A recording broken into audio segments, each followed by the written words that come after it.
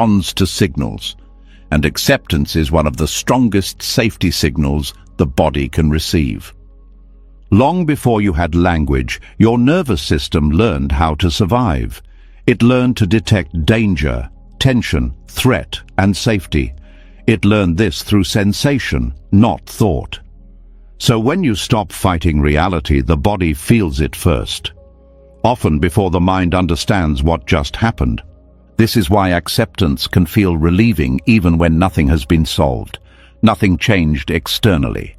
No insight was reached. Yet something inside releases. That release is somatic. It is the body recognizing that the fight has ended.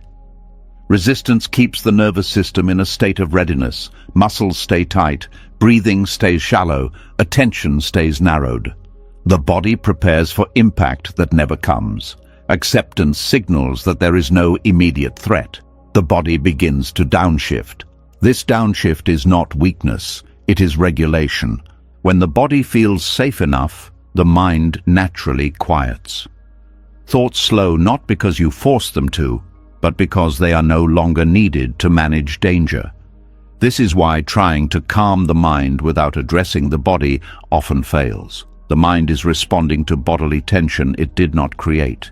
Many people try to think their way into peace while their body is still bracing. This creates frustration. They feel like they understand acceptance, but cannot live it. The missing piece is somatic permission. Somatic permission is the allowance for the body to feel what it is feeling without interference. When you stop telling yourself to relax and simply stop resisting what is already present, the body begins to reorganize on its own. This reorganization happens in small ways. The jaw loosens, the shoulders drop, the belly softens. These changes may seem insignificant, but they signal a major shift. The nervous system is exiting survival mode. Survival mode is efficient for emergencies, not for living. When it stays active too long, it drains energy, dulls emotions, and clouds perception. Acceptance interrupts this pattern. The body does not need to know why you accept. It only needs to feel that you are no longer opposing the moment. This is why acceptance is not a belief. It is an action of non-action. You are not doing something new. You are stopping something old. When the body relaxes, interoception improves. Interoception is the ability to sense internal states. This sensitivity allows you to notice emotions earlier, before they escalate. You become responsive instead of reactive. This responsiveness is felt as space between sensation and reaction, space between emotion and story. This space is not created by thinking, it is created by nervous system regulation. Acceptance also changes posture, not metaphorically but literally. When you stop resisting, the spine naturally lengthens, the chest opens. This is not posture correction. It is a biological response to safety. Safety allows expansion. Threat causes contraction. Many people live in chronic contraction without realizing it. They think it is personality or habit. It is neither. It is a nervous system adaptation to ongoing resistance. When acceptance becomes embodied, digestion improves, sleep deepens. The immune system functions more efficiently. These are not spiritual claims. They are physiological outcomes of reduced stress signaling. Stress is not caused by events alone. It is caused by the interpretation of events as threats. Acceptance changes this interpretation at the level of sensation. The vagus nerve plays a key role here. It communicates safety to the body.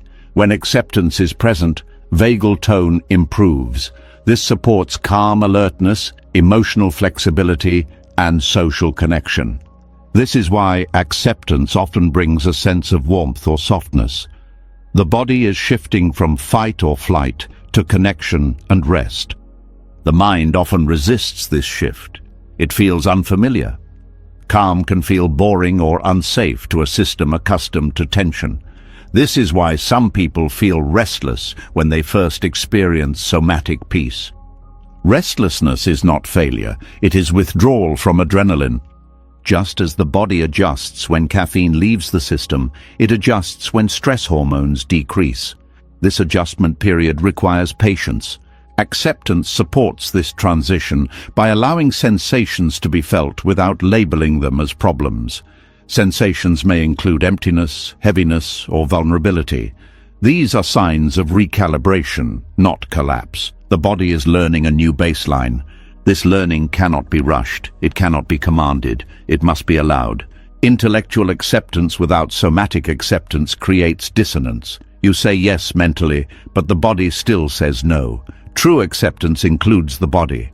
This is why simple practices like slowing the breath, softening the gaze, or allowing stillness are powerful. They are not techniques to fix yourself. They are invitations for the body to remember safety. When the body feels safe, emotions become easier to feel. They move without overwhelming. The mind stops bracing against them. This is where peace deepens. Not as an idea, but as a state. Peace is not the absence of sensation, it is the absence of resistance to sensation. The body knows this instinctively. Animals do not resist their internal states. They shake, discharge, rest, and move on. Humans interrupt this process with thought. Acceptance restores the body's natural rhythm. This rhythm includes cycles of activation and rest. Without acceptance, activation never fully resolves. The body remains half awake, half defensive. With acceptance, rest becomes complete. Sleep becomes restorative. Waking becomes clearer. You begin to trust the body again. You stop treating it as something to control or override. You listen. Listening to the body does not make you passive. It makes you attuned. Attunement allows you to notice subtle cues before they become problems. Hunger before irritability. Fatigue before burnout. Emotion before explosion. This sensitivity is a form of intelligence. The mind often dismisses bodily intelligence because it is not verbal, but it is ancient and precise. Acceptance strengthens this intelligence by removing interference. Interference comes from judgment. Judgment tightens. Tightness disrupts signal. When judgment drops, signals become clear. Clear signals guide wise action. This is why acceptance is not about enduring life. It is about cooperating with it. Cooperation reduces friction. Friction creates heat. Heat creates fatigue. The body relaxes when it is no longer fighting the present. This relaxation does not mean collapse. It means readiness without tension. Athletes understand this. The best performance comes from relaxed alertness, not strain. Life works the same way. When acceptance becomes embodied, the mind naturally changes. Thoughts become less urgent. Stories lose intensity. You do not need to argue with them. They pass. The body teaches the mind that safety does not require control. Over time, this learning becomes stable. You carry calm into situations that once triggered you. Not because you hardened, but because you softened. Softness is often mistaken for weakness, but in the body, softness allows movement. Rigidity breaks. This is why acceptance is resilient. It bends without snapping. As the body continues to learn safety, another fear may arise. A fear of losing the story you tell about yourself. A fear that without struggle you will disappear. This fear is not mental, it is somatic. It is felt as emptiness or uncertainty in the chest or belly. Meeting this fear requires the same approach. Allowing, staying, not filling the space with meaning too quickly, because that space is not absence, it is openness. And openness is where the next transformation begins. As the body learns to soften and the nervous system begins to trust stillness, a new kind of fear often surfaces. It is not sharp. It does not rush the heart. It feels quiet, hollow, and unsettling. It is the fear that without struggle, without tension, without the familiar inner commentary, something essential will be lost. This fear does not come from the mind alone, it comes from identity. Most people do not realize how much of their sense of self is built from stories. Stories about who they are, what they have endured, what they are becoming, and what must still be fixed. These stories create continuity. They explain the past and justify the future. They give meaning to effort and suffering, and they provide a sense of existence. Non-acceptance protects these stories. When reality challenges the narrative, resistance rises automatically. Not because the narrative is true, but because without it, the self feels unstable. The self-narrative is not a lie. It is a construction. It formed slowly, shaped by memory, emotion, and interpretation. It helped organize experience. It gave coherence to life. But over time, it hardened. It became something to defend. Acceptance threatens this defense. When you fully accept what is, the story pauses. There is no commentary, no justification, no direction, just presence. And presence has no storyline. For the ego, this feels like erasure. The ego does not fear pain as much as it fears disappearance. Pain confirms existence. Struggle confirms effort. Identity feeds on contrast. Without resistance, the familiar edges blur. This is why people often feel uneasy in moments of deep peace. The mind looks around and asks, where am I in this? What role do I play? What should I be doing? When there is no answer, anxiety creeps in. The fear beneath non-acceptance is the fear of becoming no one. But what is actually threatened is not awareness. It is the narrative identity. And narrative identity feels essential because it has been mistaken for self. From early life, you learn to describe yourself. I am this kind of person. I am someone who struggles. I am someone who overcomes. I am someone who feels deeply. These descriptions helped you relate to others. They helped others relate to you. They became social currency. Over time, these descriptions became internalized. You stopped seeing them as descriptions and started experiencing them as truth. When something happens that does not fit the story, discomfort arises. Acceptance asks you to let the moment be without fitting it into a story. This feels like standing without a name. Standing without a name feels vulnerable. It feels exposed. The mind rushes to label the experience, to anchor it to identity. If it cannot, it resists. This resistance is not conscious. It is automatic. It shows up as overthinking, judgment, distraction, or emotional tightening. Anything to restore narrative control. The body feels this as restlessness. The chest feels empty. The stomach feels uncertain. These sensations are interpreted as danger, but they are actually signs of spaciousness. Spaciousness is unfamiliar. The nervous system has learned to associate familiarity with safety. The story is familiar. Silence is not. The story says, this is who you are. Silence says nothing. But silence does not erase you. It reveals something deeper. When narrative identity loosens, awareness remains. You are still here. Breathing continues. Sensation continues. Presence continues. The fear comes from the belief that you are the story rather than the awareness in which the story appears. Acceptance exposes this belief. This exposure feels like loss because the mind has invested heavily in the narrative. It has used it to navigate relationships, choices, and values. Letting it loosen feels like stepping into a void. But the void is not empty. It is unstructured. Unstructured experience feels chaotic to the mind, but it is natural to awareness. Awareness does not need structure to exist. It only needs presence. Many people resist acceptance because they fear becoming passive or directionless. They believe the story provides motivation. Without it, they worry they will drift. This belief overlooks something important. Motivation does not come from narrative alone. It also comes from attunement. When you are present, needs and values arise organically. The story often overrides this organic guidance. It tells you what you should want, what you should feel, what you should pursue. Acceptance quiets the story so deeper signals can be felt. These signals are subtle. They do not shout. They do not justify themselves. They require listening.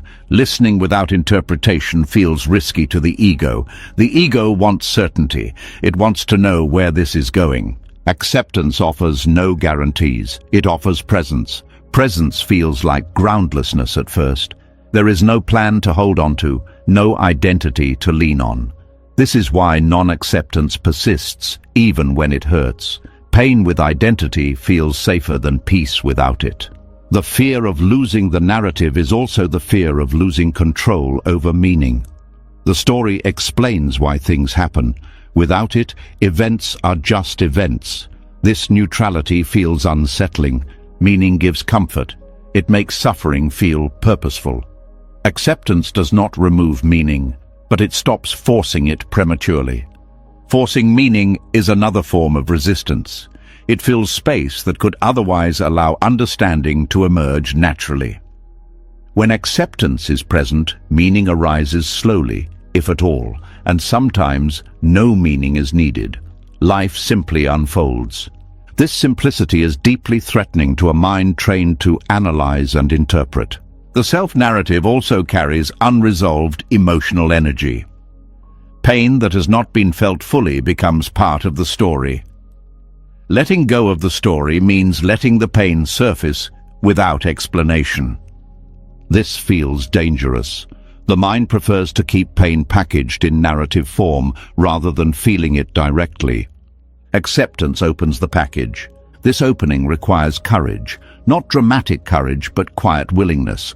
Willingness to feel without knowing who you are in the feeling. When you allow this, something unexpected happens.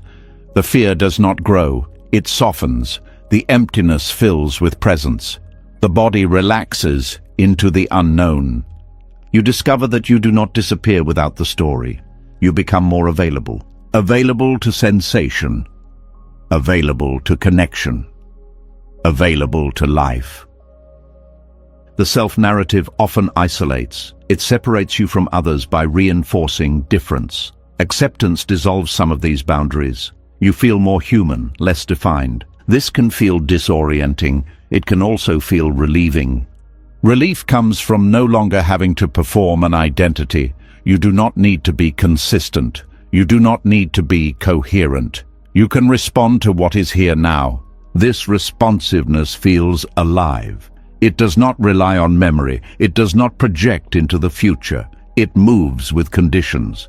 The ego resists this because it cannot predict it, but awareness thrives in it. As acceptance deepens, the story does not vanish completely. It becomes lighter. It is used when needed and set down when not. It stops being the center. The fear of losing the narrative gradually transforms into curiosity. Who am I without this story? What remains? What remains is presence, quiet, stable, unmoved by content. This presence was always here, beneath the narrative. It was obscured by identification, not absent. Seeing this is not an intellectual conclusion. It is a lived shift. It happens in moments when you stop referencing the story and simply are. These moments may be brief at first. That is enough. Each time you rest in presence without narrative, the fear loses credibility. The nervous system learns that identity is not required for safety. This learning changes how you relate to experience. You no longer need to defend who you are. You can meet what is without armor. This does not erase personality or values. It frees them from rigidity. Freedom feels spacious. Spaciousness feels unfamiliar, but familiarity grows with exposure. As the grip of the self-story loosens, another habit quietly comes into view. A habit that once looked like discipline, responsibility, even virtue. The habit of needing life to be clean, resolved, and perfectly arranged before you can relax. When that habit weakens, something unexpected appears underneath it. Life is messy, and it always has been. Perfectionism is not the love of excellence, it is the fear of disorder. It is the belief that peace will arrive once everything is fixed, understood, and placed in the right order. This belief feels reasonable. It promises safety, but it quietly turns life into a problem that is never solved. The need for things to be neat is deeply connected to identity. When the inner story loosens, perfectionism often rushes in as a replacement structure. If I can just organize my thoughts, heal my wounds, improve my habits, then I will finally be okay. This promise keeps the mind busy and the nervous system tense. Buddhist wisdom points in the opposite direction. It does not say clarity comes from control. It says clarity comes from seeing what is, even when what is looks unfinished, contradictory, or uncomfortable. Life does not unfold in straight lines. It moves in loops, reversals, and pauses. Perfectionism resists this movement. It wants progress to be visible and permanent. It wants healing to be linear. When life does not cooperate, frustration arises. That frustration is not caused by disorder. It is caused by the refusal to allow disorder. Disorder feels threatening because it cannot be predicted. The mind does not know how to orient itself when there is no clear path. So it creates rules, standards, expectations. These give a sense of direction, but they also create rigidity. Rigidity breaks under pressure. Life applies pressure constantly. Perfectionism also disguises itself as self-improvement. You tell yourself you are just trying to be better. But look closely. Is the effort fueled by curiosity or by dissatisfaction, by openness or by rejection of who you are now? When improvement is driven by rejection, it never ends. There is always another flaw to fix, another layer to clean up. Peace remains conditional. Conditional peace is fragile. It depends on outcomes. Unconditional peace depends on relationship. Your relationship to messiness determines your freedom. Messiness does not mean chaos for its own sake. It means allowing life to unfold without forcing it into an ideal shape. It means letting emotions overlap, plans change, answers remain incomplete. The mind associates messiness with failure. But many of the most meaningful moments in life are messy. Grief is messy. Love is messy. Growth is messy. Trying to sanitize them removes their depth. Perfectionism flattens experience. It trades aliveness for control. When you allow life to be messy, clarity begins to appear in a different way, not as certainty, but as understanding. You see patterns instead of forcing conclusions. You notice what works and what does not without judgment. Judgment interferes with perception. When you judge disorder as wrong, you stop observing it. You rush to fix it. In doing so, you miss what it is teaching. Disorder often reveals what control was hiding. Emotions surface. Needs become clear. Limits are exposed. This information is essential for wisdom. Buddhist practice emphasizes direct observation over correction. Sit with what is, watch it arise and pass. This practice trains the mind to tolerate ambiguity. Ambiguity is not confusion. It is openness to multiple truths existing at once. Perfectionism demands resolution. Acceptance allows coexistence. You can feel unsure and still act wisely. You can feel incomplete and still be whole. Perfectionism also creates delay. I will rest when this is finished. I will be happy when I improve. I will accept myself when I change. Life becomes a waiting room. Letting life be messy ends the waiting. You meet life as it is now. This meeting is intimate. It removes the distance created by constant evaluation. Evaluation says, this moment is not enough. Acceptance says, this moment is here. From acceptance, response becomes natural. You adjust without self-attack. You clean what needs cleaning without believing everything must be spotless. There is a difference between care and compulsion. Care arises from presence. Compulsion arises from fear. Perfectionism is fear dressed as responsibility, fear of being judged, fear of being unworthy, fear of losing control. When you allow messiness, you face these fears directly. They lose some of their power when they are not hidden behind productivity. Messiness also humanizes you. It softens comparison.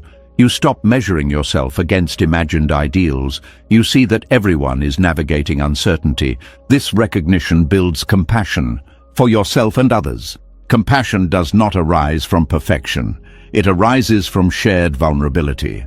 The mind often resists this vulnerability. It prefers the safety of standards, but standards do not love you back. Presence does. Clarity that comes from disorder is not loud. It is subtle. It emerges slowly as you stop interfering. For example, when you stop trying to fix an emotion, you may notice what it actually needs. Not suppression, not explanation, perhaps rest, perhaps expression, perhaps time. When you stop forcing decisions, priorities reorganize themselves. What truly matters rises naturally. This natural ordering is more intelligent than imposed order. It aligns with reality rather than fighting it. Buddhist teachings emphasize impermanence. Everything is in motion. Perfectionism denies this. It wants to freeze moments into finished states. But finished states do not last. Clinging to them creates suffering. Allowing messiness means accepting impermanence emotionally, not just intellectually. You stop expecting stability where none exists. This acceptance reduces anxiety. Anxiety comes from trying to secure the future. Messiness accepts that the future is not fully knowable. When you stop demanding certainty, the nervous system relaxes.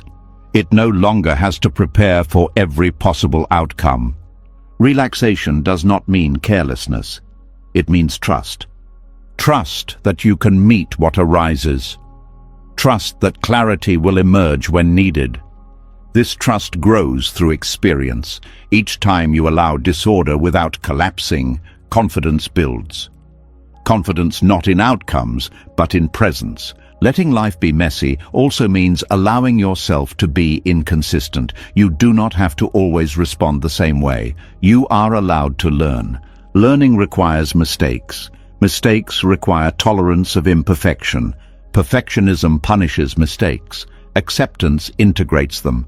Integrated experience becomes wisdom. Wisdom is not clean. It is layered. It holds contradictions. You can be both strong and unsure, both peaceful and grieving, both clear and confused.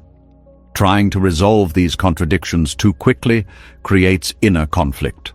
Allowing them to coexist creates depth. Depth is where meaning lives. The Buddhist path does not aim for a flawless self. It points to freedom from the need to be flawless. Freedom feels light. It allows laughter at your own messiness. Laughter releases tension. Tension fuels perfectionism. When tension releases, you act more skillfully, not less. Skillfulness is flexible. It adapts. It listens. Perfectionism is rigid. It insists. Insistence exhausts the body. Flexibility restores it. As you allow life to be messy, you may notice resistance arise again. The urge to clean things up quickly, to make sense of everything. Notice it gently. This urge is old. It learned to protect you. Thank it. Then let it rest. Clarity will still come, often when you stop looking for it. As life is allowed to remain unfinished and imperfect, something deeper begins to reveal itself. You start to notice patterns, the same emotions returning, the same conflicts replaying, the same pain wearing different faces. This repetition is not bad luck. It is not fate punishing you. It is something far more intimate. It is the echo of inner war. In Buddhist understanding, karma is not a system of reward and punishment. It is momentum. It is cause and effect unfolding through intention, reaction, and habit. What you resist does not disappear. It reshapes itself and returns. Inner war creates karma long before action ever happens. The moment you say no to what is, tension is born. That tension does not stay contained in the moment. It imprints the nervous system. It shapes perception. It influences future reactions. When you fight reality, the body learns to expect battle. The mind learns to anticipate threat. Even when conditions change, the system responds as if the old danger is still present. This is how suffering repeats. Resistance teaches the nervous system that the world is unsafe. Once learned, this belief colors everything. Neutral events feel threatening. Ambiguous situations feel dangerous. You react before understanding. This reaction becomes habit. Habit becomes character. Character shapes destiny. The karma of inner war is subtle because it feels justified. You believe you are protecting yourself. You believe you are correcting what is wrong. But each act of resistance reinforces the belief that life is an enemy. An enemy must be watched, controlled, defeated. This stance creates exhaustion and vigilance. Over time, vigilance becomes identity. You begin to meet life with clenched muscles and narrowed attention. You expect disappointment. You brace for impact.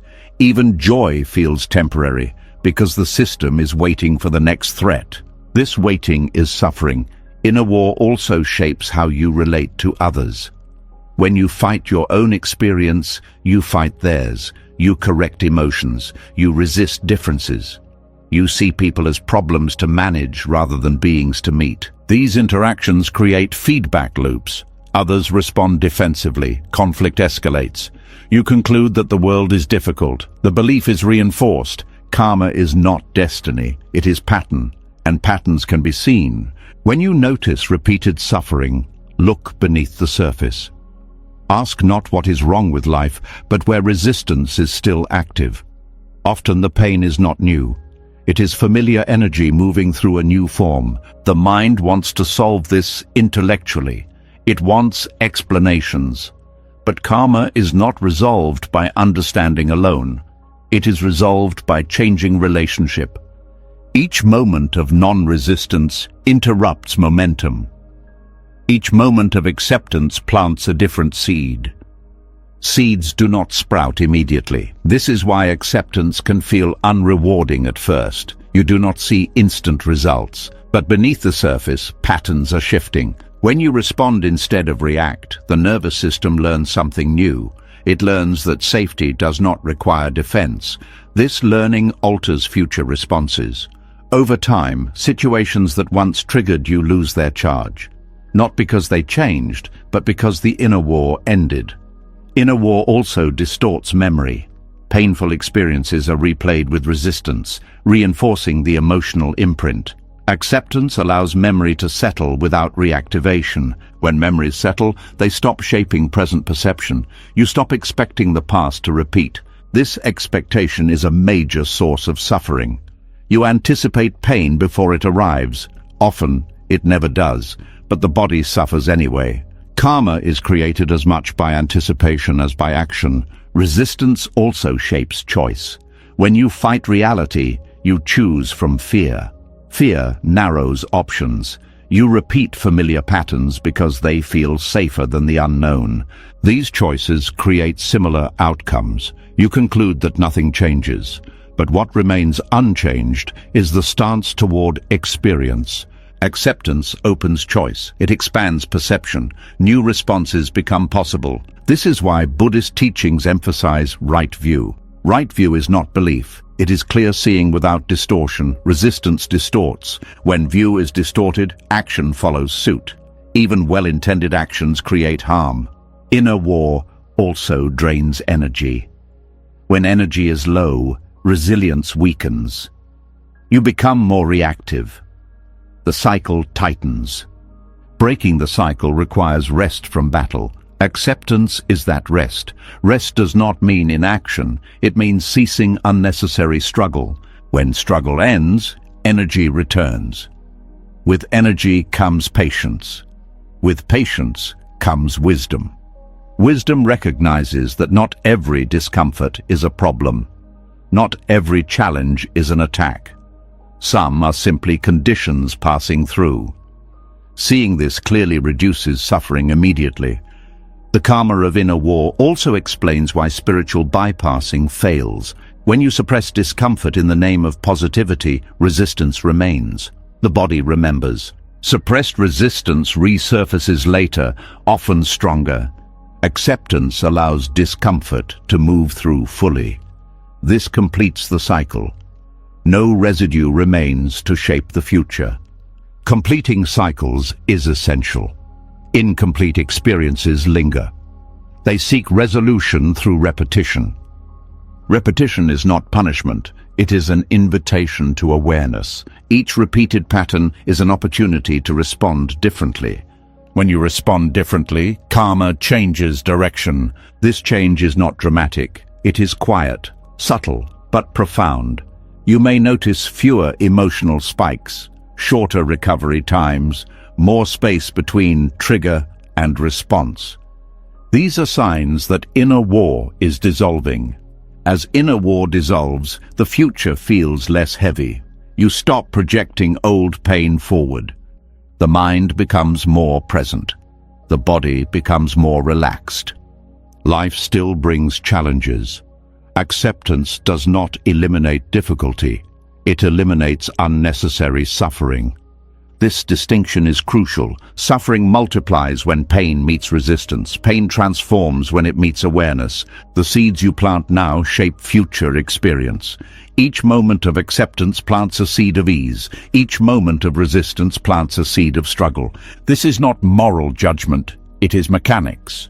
Understanding this brings responsibility without blame. You see your role without condemning yourself. Condemnation is another form of inner war. Gentle awareness is enough. As awareness deepens, you may notice something surprising. Some conflicts resolve without effort. Some emotions fade without explanation. This is the power of non-resistance. When you stop feeding inner war, it starves. And in the space it leaves behind, something else begins to grow. Trust. Trust in change. Trust in impermanence. This trust opens the next door. As the inner war quiets and its momentum begins to fade, something fragile but powerful starts to appear. A willingness not to control the future, not to secure outcomes, but to trust movement itself. This is where acceptance stops being a coping tool and becomes something far more radical. Trust is not passive. It is not blind hope. It is the courage to stay present while everything changes. At the heart of resistance is the refusal to accept impermanence. The mind wants things to stay. It wants relief to last, love to remain unchanged, clarity to be permanent. Even when suffering ends, the mind immediately reaches to hold on to the ending. This reaching is subtle, but it recreates tension. Impermanence is not just about loss, it is about movement. Everything that arises is already in the process of changing. This includes pain, fear, joy, and peace. Acceptance means trusting this movement instead of trying to freeze it. Most people think they resist pain. In reality, they resist change. Pain is uncomfortable, but change is threatening. Change dissolves certainty, it dissolves identity, it dissolves control. Acceptance asks you to let go of the illusion that anything can be held forever. This includes the things you love most. This is why acceptance feels radical. It goes against the deepest instinct to cling. Clinging feels like safety, but clinging creates fear. Fear of loss, fear of ending, fear of change. The more tightly you hold, the more anxious you become about what might slip away. Trusting impermanence reverses this pattern. When you stop demanding permanence, fear loosens. You stop asking life to guarantee itself. This trust does not come from belief. It comes from seeing impermanence clearly. You have already lived through countless changes, emotions passed, situations shifted, even identities transformed. You survived every ending so far. The mind forgets this. It treats each change as if it were the first. Acceptance reminds the system of something it already knows. Impermanence is not chaos. It has rhythm. Day follows night. Breath follows breath. Seasons turn. The body ages. Thoughts arise and fade. When you align with this rhythm, resistance weakens. Acceptance is radical because it removes bargaining. You stop saying, "I will accept this if it stays pleasant." You accept even when it does not. This does not mean you stop enjoying happiness. It means you stop trying to own it. Owning happiness is one of the most subtle forms of clinging. When joy appears, the mind immediately says, "I hope this lasts." That hope carries fear inside it. Fear of its end. Fear of the end steals presence from the moment itself. You are no longer fully here. You are guarding the future. Trusting impermanence allows you to enjoy happiness without anxiety. You let it come fully. You let it leave fully. There is gratitude without grasping. This is freedom. The Buddha taught that suffering arises not from change, but from craving permanence in a changing world. Acceptance is the antidote because it aligns you with reality instead of against it. Trusting impermanence also softens grief. Loss still hurts. Acceptance does not numb pain. It changes the relationship to it. Grief becomes an expression of love rather than a protest against reality. When you resist loss, grief becomes bitterness. When you accept impermanence, grief becomes honoring. This shift allows grief to move. It does not get stuck. Trusting change also frees you from self-attachment. You stop trying to preserve a fixed version of yourself. You allow growth to happen without fear of losing who you were. Identity becomes fluid. You adapt without panic. You learn without self-betrayal. This fluidity is resilience. Resilience does not come from rigidity. It comes from adaptability. Acceptance trains adaptability by teaching you to stay present while things shift. The nervous system relaxes when it no longer expects stability when none exists. It stops bracing for disruption. Disruption becomes part of the flow. This does not make life predictable. It makes you capable. Trusting impermanence also reduces regret. When you accept that the past could not have unfolded differently, you stop rewriting it mentally. You let the lessons remain without reliving the pain. This acceptance is not indifference. It is maturity. Maturity recognizes that clinging to the past does not protect the future. It only anchors suffering. Trusting impermanence also changes how you relate to desire. Desire no longer feels like lack. It becomes movement, energy, curiosity. When desire is not forced into permanence, it becomes lighter. You pursue without desperation. You enjoy without anxiety. This reduces attachment even to positive experiences. You stop needing them to validate your life. Validation is another form of clinging. Acceptance frees you from needing proof that life is good or meaningful. Meaning arises naturally when you are present. Impermanence also humbles the ego. The ego wants to build something lasting, a legacy, a fixed self. Acceptance reminds you that everything is temporary. This reminder can feel unsettling. It can also feel liberating. You stop carrying the burden of permanence. You are allowed to be unfinished. Trusting impermanence also brings ethical clarity. When you know everything changes, you act with care. You do not postpone kindness. You do not waste moments waiting for the perfect time. Urgency becomes gentler. You do what matters now. Acceptance does not make you passive. It makes you responsive to the moment as it is, not as you wish it to be. Trusting impermanence also dissolves envy. When you see that everyone's circumstances are shifting, comparison loses meaning. What someone has now will change. What you lack now will change. This perspective reduces resentment. It increases compassion. Compassion arises naturally when you see that everyone is navigating change. Impermanence also softens fear of death. Death is the ultimate change. Acceptance does not remove fear entirely, but it places it within a larger context of transformation. Life is change. Death is change. The fear comes from wanting to freeze what cannot be frozen. Trusting impermanence allows you to live more fully now. You stop postponing life. This trust is radical because it asks you to step into uncertainty willingly, to let go of guarantees, to rest without knowing. Rest without knowing feels unsafe at first, but with time, it becomes familiar. The nervous system learns that safety does not depend on certainty. This learning changes everything. You become less reactive, less controlling, less attached, more present. Presence becomes home. Home is not a place that stays the same. It is a way of being that adapts. Acceptance as trust in impermanence is not a single decision. It is a practice, a daily willingness to meet change without armor. Some days this feels easy. Some days it feels impossible. Both are impermanent too. Acceptance includes your inability to accept sometimes. This gentleness is essential. As trust deepens, you notice that peace no longer feels fragile. It does not need protection. It comes and goes, like everything else, and because you no longer cling to it, it leaves less suffering when it goes. As trust in impermanence settles, another paradox appears. You stop clinging, you stop forcing, you stop trying to secure outcomes. And instead of feeling victorious, something in you feels uneasy, almost disappointed, as if you gave up too soon, as if peace arrived wearing the wrong costume. This reaction confuses many people. They taste calm, but it does not feel like success.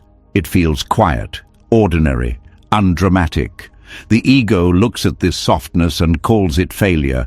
Peace often feels wrong at first because it does not feed the identity that was built through struggle. The ego was shaped in effort. It learned to measure worth through tension, striving, and endurance. It believes that progress should feel like effort and victory should feel like intensity. When peace arrives without fireworks, the ego feels bypassed. Surrender does not announce itself with applause.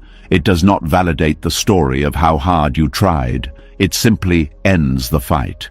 And for the ego, ending the fight feels like losing. The ego understands life as a series of battles, problems to solve, obstacles to overcome, enemies to defeat. When resistance ends, the ego loses its role. No role feels like no value.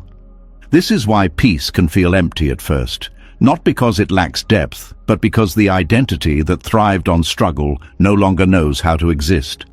The ego says, if I am not fighting, I must be failing. If I am not improving, I must be stagnating. If I am not striving, I must be giving up. These thoughts are not truth. They are withdrawal symptoms from effort-based identity. Effort-based identity believes that tension equals meaning. When tension drops, meaning seems to vanish. The mind panics and tries to recreate struggle to feel alive again. This is why people sometimes sabotage calm. They pick fights, they overthink, they create problems, not consciously but out of habit. Peace feels unfamiliar because it is not dramatic. It does not stimulate adrenaline. It does not create urgency. It does not promise future reward. It is simply here. The ego finds this threatening because it cannot take credit for presence. Presence does not belong to anyone.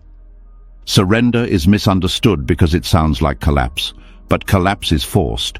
Surrender is voluntary. Collapse is helplessness. Surrender is clarity. When you surrender, you stop trying to control what cannot be controlled.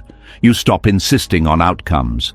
You stop negotiating with reality. This frees energy that was trapped in resistance. But the ego does not feel freed. It feels dismissed. The ego equates control with responsibility. Letting go of control feels irresponsible to it. It believes something terrible will happen if it is not in charge. Yet when surrender is genuine, nothing falls apart. In fact, things often become simpler, decisions feel clearer, actions feel more precise. Life flows with less friction. This contradicts the ego's beliefs. So the ego interprets the ease as suspicious, too easy, too quiet, too soft. The ego expects peace to feel like achievement, but achievement belongs to time and comparison. Peace belongs to presence. Presence has no scoreboard. This is why surrender can feel like doing nothing, even when much is happening. You are no longer pushing against experience. You are moving with it. Movement without force feels like weakness to a mind trained in force. The ego also fears surrender because it mistakes it for defeat. Defeat implies loss to an opponent, but in surrender, there is no opponent, only reality. You are not losing to life. You are stopping the fight with it. Stopping the fight does not mean you stop acting. It means you stop acting from resistance. Action from resistance is tense, urgent, and reactive. Action from surrender is calm, responsive, and grounded. The ego thrives on urgency. Urgency creates importance. Surrender dissolves urgency. Importance fades. This can feel like insignificance. Insignificance terrifies the ego because it equates being special with being valuable. Awareness does not need to be special. It simply is. When surrender deepens, the ego may produce thoughts like, I should be doing more, I am falling behind, this can't be right. These thoughts are attempts to regain control. Do not fight them. Fighting them recreates the battle. Notice them as symptoms of transition. The body is learning a new way of being. The mind lags behind. Surrender often feels like giving up on an imagined future. The future where everything finally makes sense. The future where you are finally enough. Letting go of that future feels like loss. But that future was a carrot. It kept you running. Peace arrives when you stop chasing it. This stopping feels like failure only because success was defined incorrectly. Success was defined as becoming someone else. Peace is about being where you are. The ego believes that becoming equals progress. Awareness recognizes that being is already complete. This does not mean growth stops. Growth continues naturally, but it is no longer driven by self-rejection. Self-rejection fuels striving. Surrender removes self-rejection. The ego interprets this as complacency, but complacency is numb. Surrender is alive. You feel more, not less, but without drama. This lack of drama can feel disappointing. The ego expected transformation to feel grand. Instead, it feels ordinary. Ordinary is threatening because it does not elevate the ego. Yet ordinary is where life actually happens. Surrender also exposes how much effort was unnecessary. This realization can sting. The ego resists admitting wasted energy. It would rather believe the struggle was required. Peace reveals that much of the struggle was optional. This realization can trigger shame or regret. Acceptance includes these feelings too. Shame says, I failed by struggling. Pride says, I succeeded by enduring. Both are ego strategies. Awareness says, this happened. Now it is seen. Seeing ends repetition. Liberation does not feel like winning. It feels like relief. Relief is quiet. It does not inflate. It settles. Settling feels like slowing down. Slowing down feels like falling behind in a world addicted to speed. The ego measures worth through motion. Surrender measures worth through presence. Presence does not compete. This is why peace can feel lonely at first. You are no longer running with the crowd. You are standing still. Standing still reveals what movement hid. It reveals the simplicity of being alive, breathing, feeling, existing without justification. This simplicity can feel underwhelming. The ego wants more. More is never enough. Surrender accepts enough. Enough does not mean settling for less. It means recognizing fullness. Fullness does not shout, it rests. As surrender stabilizes, the ego slowly relaxes. It learns that nothing bad happens when it steps back. In fact, life becomes easier. This learning takes time. The ego has spent years believing it was necessary. Patience is required. Not with life, but with the mind. Each time peace feels like failure, notice who is judging. It is not awareness. Awareness does not judge peace. Awareness rests in it. The sense of failure fades as the system adjusts. Peace becomes familiar. The ego finds new roles that do not require struggle. Creativity emerges. Compassion deepens. Clarity sharpens. None of this needs effort. Peace stops feeling like defeat and starts feeling like home. Not a perfect home, a lived-in one. As peace slowly stops feeling like failure and begins to feel like home, another habit of the mind comes into focus. a habit so common it is rarely questioned. The need for answers, the need for resolution, the need for everything to make sense before you can finally rest. Most people believe closure is necessary for peace. They believe that once they understand why something happened, once the story is complete, once the loose ends are tied, then they will be free. Until then, they wait, they replay, they search, they hold tension in the body without realizing it. This waiting quietly drains life. The need for closure is not about truth. It is about control. It is the mind trying to stabilize itself by finishing the story. When something remains unresolved, the mind feels exposed.